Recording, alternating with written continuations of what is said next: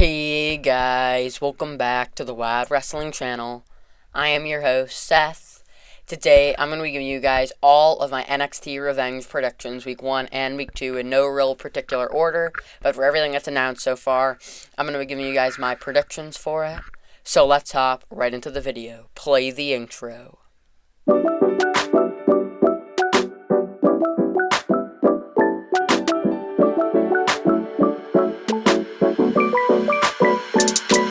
The first thing I want to talk about for NXT Revenge is Lola Vice defending her NXT Women's title against Jacy Jayne.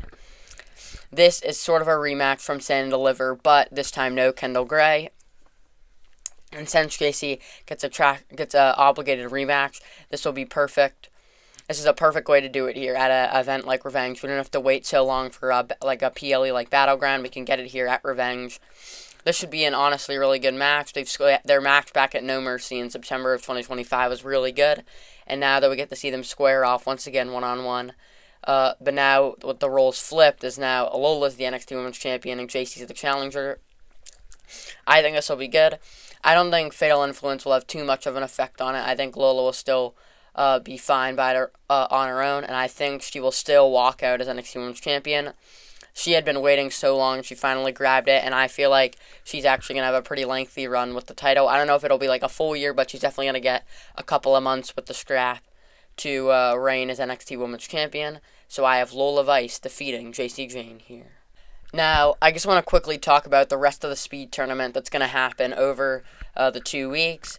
First up is Eli Knight and Van Dux. I don't know if Eli Knight has a new name or not. I haven't really figured that out yet. But the new star from overseas, Van Dux, will face him in a speed match. And I think at the end of this, Van Dux will walk out on top to make a statement here in his first official match on NXT.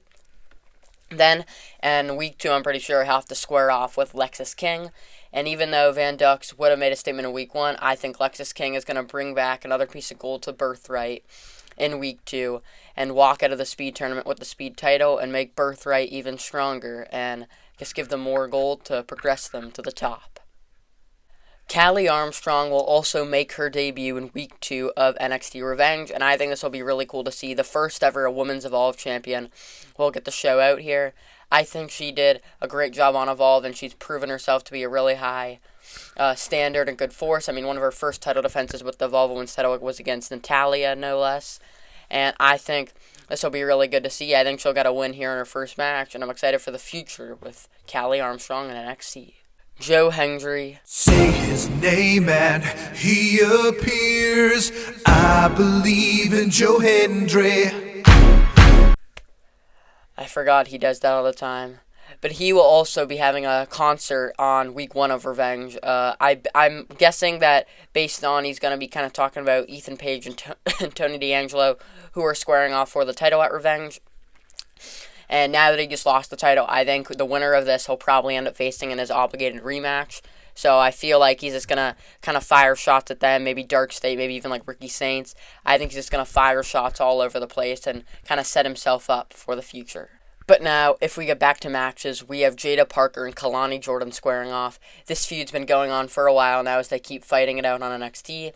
And now they finally get to end their feud here at Revenge on this big stage. I think this will be a great match between the two. They're both really trying to rise up in the ranks and get back into the NXT Women's title picture. And I think this match will really rise up one of them. And I think both of them could even start to make their way up there. But I think Jada Parker's going to get the win here. In my opinion, I just talked about Lola Vice having a lengthy run. I feel like Jada Parker might be the person who ends that run and might get her first NXT Women's title, grabbing the Women's Championship probably later in the year, and I feel like she's going to be the one to dethrone Lola, and I think this will be the first step in her journey to kind of rise up and get to that standard with this win over Kalani Jordan. Next up, on Week 2, we will see a last woman standing match. This will probably be the main event of Week 2 between Zarya and Sol Ruca. This feud has been so crazy. At Stand and Deliver, they had their big rivalry match that Sol Ruca won, and now they will square off here, last woman standing. I predicted Zarya to win at Stand and Deliver, and it didn't end up happening, but they had a great match there. Like I said, this feud's been very similar to what it had. It's been very blood feud and it has been very blood feud and just been developing over time and has gotten more and more intense. and that Stand Deliver match definitely delivered on showing the intensity, but it's still going on here as now they get to square off one more time, and here I do think Zarya will get the win. I know I got it wrong as Stand Deliver, but I just feel like they're really going to mess up if they really decide to go Soruga twice, because Zarya really needs to elevate herself. If she loses a second time to Zarya, they're just continually dropping her. And Zarya really needs to elevate now that she's out of Zoruga's shadow. So I think in like this big element of last woman standing, I think if Zarya can get the win here over Zoruga, she'll elevate herself, and maybe in the future we'll get a shot at the NXT Women's Championship. And finally, the main event of Revenge Week 1, Tony D'Angelo making his first defense of the NXT Championship against Ethan Page. Since Ethan Page had pinned Joe Hendry before Stand and Deliver, and just everything that's been going on with the four in the main event of Stand and Deliver, it does make sense that Ethan Page would get the first opportunity, as he probably should have if Joe Hendry walked out on top, faced him first, but since Tony D'Angelo walked out on top, it makes sense why they're just giving Ethan Page the first opportunity.